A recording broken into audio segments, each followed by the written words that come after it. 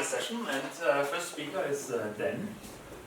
Yes, and he promised us, all of you have something to take away from this. So yeah, he motivated it quite well. So we're competing against whatever happens in another room, but he convinced that it's staying here is quite sensible. The floor is yours. Thank you. So I'll be quick. I'm here to present a new model for the purposes of modeling information. Information in the sense of something like this, a news broadcast, US bombs Syria. But also information like this, which is opinion. Now opinion is incredibly important in agent-based simulations because we have a lot of simulations that take into account attitude. And attitude is modified by opinion. And sometimes opinion leaders will actually try to change the topic. So over here you've got two opinion leaders, two members of the US Congress. When Trump bombed Syria, they're not talking so much about how they feel about him bombing the place. They say, hey, we should look at refugees. We should look at famine in Yemen. It's another topic. And what we need in agent-based simulations is not just something that allows for many dimensions of the attitude, but also for many issues to be considered simultaneously. This is members of the public, and this is also a member of the public. And although this is a very sarcastic tweet, this is exactly what we need to do. We need to be able to reconcile attitude that we have on different entities as we're exposed to different pieces of information. This is valid not just for politics, it's also valid for things like veganism, right? Because veganism has certain, or those who promote veganism have some rhetoric which can be, meat is murder, right? But we can also have other pieces of rhetoric. On the other side, we have meat is tasty, but it could also be meat is ritual.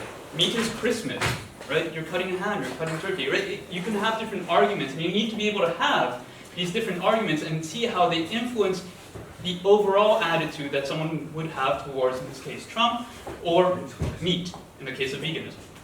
So the information models that exist right now usually go for numerical attitudes. I have an attitude towards meat of -1. I don't like meat, right?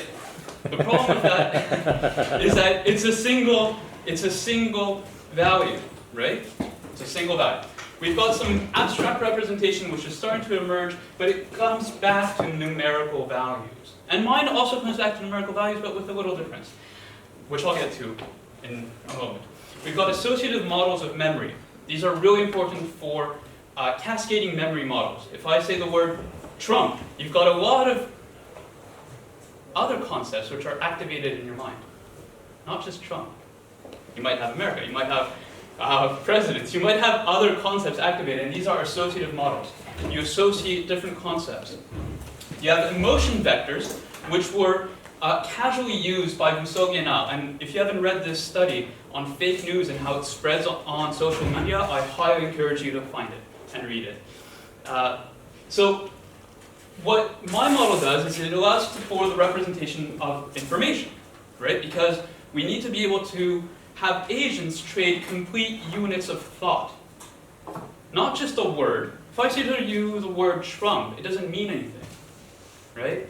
If I give you a whole unit of thought, Trump bombed Syria, it actually conveys information, and that information might actually change your attitude towards the subject, in this case, Trump. So the way I make information in a tractable way is by assembling it, by assembling simulation entities.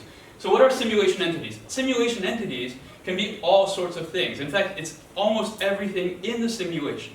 It's not just, it's almost everything in the simulation. The only thing that it isn't is verbs, because verbs will function as maps, and I'll get to verbs in a second. Entities can be agents, so you can have an opinion or an attitude towards an agent. You can have keywords, and these are really important to define the attitudinal dimensions. In this case, we've got an attitude dimension of good and bad, right? We've got an attitude dimension of sentiment, but we can also have importance. If we want to assemble a sentence, a complete unit of thought, an opinion in this case, Trump is good, we need to draw from the entity Trump, right? So this is entity number 32, and this is where it becomes really interesting, because this is a data table. It's a hash table. It's incredibly fast in a database. You've got number 32 that's assembled with verb number 1 is, makes an association, and what this subject is doing or is associated with is the object good. Good, in this case, we can see as a key word. It's something that's defining a dimension, an attitudinal dimension. We can define n attitudinal dimensions. In this case, we're defining, just with good and bad, sentiment. And there's a reason why it's good and bad. And I can get into that in the questions if you're really interested. The short answer is so that we can have different framing, right? Kahneman sort of framing. Something that's good is different than something that's not bad. To use these sentences in our data files, we delimit them with little XML tags, which are really useful for quick and easy parsing. Of course, this is not the computer representation. In the computer representation, we would have 3211, right? This statement. Now, you'll notice that here we have a statement, 173. This statement here, Trump is bad, right? It's another statement. So here we crafted a new statement, Trump is good. What's really interesting, and this is where the magic happens, is that it's not just that we can craft a sentence like here, like this, and form an opinion. We can actually recombine it, because this is now an entity. It's a simulation entity. So what happens? We've got Trump is good, and now we can, this is the magic. Trump is good is wrong. And here, you're commenting on this statement. You're commenting on the validity, the correctness, not whether it's true or false, whether you agree with it or not. In this case, you don't agree with the statement, Trump is good. And you could share that with other agents, right? That builds trust or destroys trust. And credibility is incredibly important for agent-based simulations. If I throw to you the word Syria, what does Syria mean? It can mean a lot of things, right? Syria could have a place with good ice cream. It could be a place that's war-torn. It could be a place that, that gasses children, right? Now, Syria gas children, does it mean something? Does it mean something? It does to you, because you implicitly have children is good in your memory. You can interpret Syria gas children because you actually know what children is, right? So what this model does is it allows for sentences like this, complex sentences, to actually have something in the object which is itself something that requires further evaluation. So then you can have different attitude dimensions towards children. For example, we have an agent who has this in memory. Now you'll notice again it resembles a data table because it's all in a database. So in this case, we have an agent who has a conception of good, has a concept of bad, and has a concept for children. And children in this case are good things, right? They're good things. And we're pretty sure about it. Okay? So if children are good things, how do you think the agent would feel when exposed to this? The agent would feel bad, right? Syria gas, and that's because we have a conception of gas. Syria gas children, and so we should feel Syria's bad, right? Now, if you have something like this, and then you have another statement like this, then, just following the logic, independent of what you have as attitudes towards this entity, you would read this sentence, you would be exposed to this, and this sentence should increase your sentiment because there's been a negative action done on an entity that you have a negative sentiment towards, right? And in fact, these two statements are the ones I use in my proof of concept in a slightly varied way. So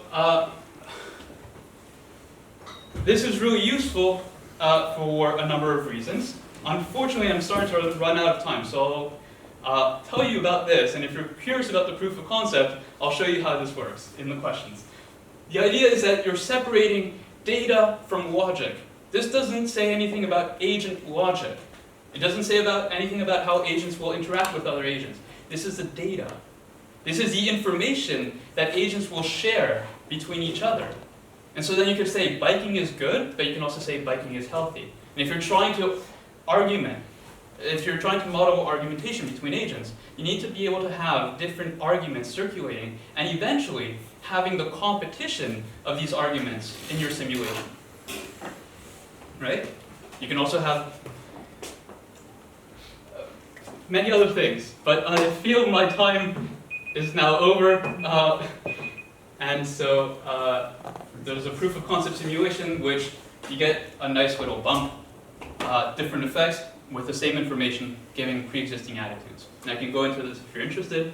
Otherwise, I can tell you more about how this is useful for your work and how you can implement it, what other work needs to be done with regards to this model, and I mean, the presentation was really short. I think I caught your attention. I don't need to recap it, and so thank you.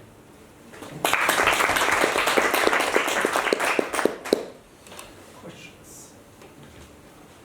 Yes? I'd like to hear how this is going to be useful for our work. Well, this is very, I don't know exactly about your work, but it's very useful for work that involves argumentation between agents, right? Because you can have different arguments circulating at the same time. For example, in the presentation we heard earlier today from Van der Jager, we've got agents that would like to have a park closed so that you can have biking through it, right? Now, you can have different reasons to want the park closed to road traffic. You can say it's for ecological purposes, or you can say it's for health reasons, or you can say it's for noise reasons, right? Now, agents will start sharing this information, and some agents will be more receptive to the idea of closing the park because of noise considerations, say if you're next to the park.